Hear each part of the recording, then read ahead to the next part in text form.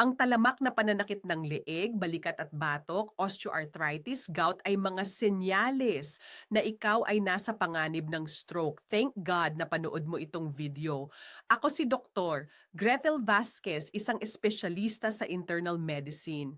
Ang pananakit ng leeg, balikat at batok ay mga senyales na ang mga ugat sa leeg ay nakompres at ang daloy ng dugo sa utak ay may kapansanan. Makakaramdam ka ng pagkahilo, paninigas ng leeg at pananakit ng batok. Kung hindi magamot ka agad, maaari itong humantong sa stroke.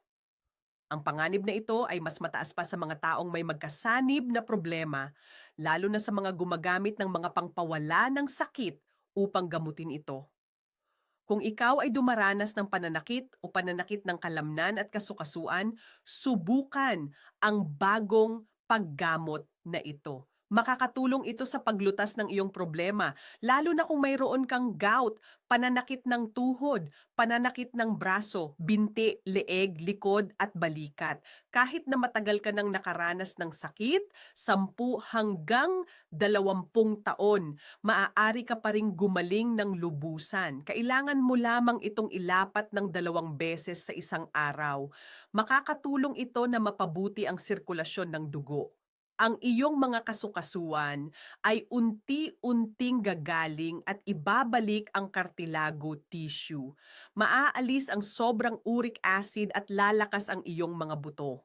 Ayon sa istatistika, 72% ng mga gumagamit ay ganap na nabawasan ng sakit pagkatapos lamang ng 3 araw.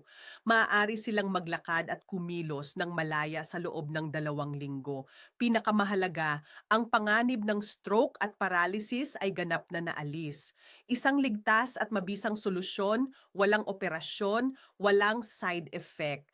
Ang gamot ay ang gamot na ito ay inaprubahan ng Department of Health at ng US Food and Drug Administration, DOH, at kasalukuyang ginagamit para sa paggamot ng Philippine Orthopedic Center, Philippine General Hospital at mga pangunahing ospital sa buong bansa.